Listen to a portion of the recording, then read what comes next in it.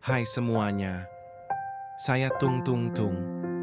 Terima kasih untuk kalian yang sudah membuat kayu aneh ini dikenal banyak orang. Bersama kalian, Ramadan tahun ini penuh dengan cerita, tawa, dan kenangan indah. Tapi, di setiap cerita pasti ada akhirnya. Saya sangat senang sekali membangunkan kalian sahur. Hari ini, saya ingin berpamit ya.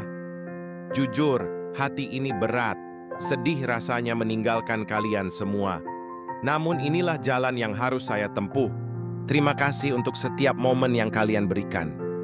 Untuk setiap tawa, setiap candaan, dan setiap kebersamaan.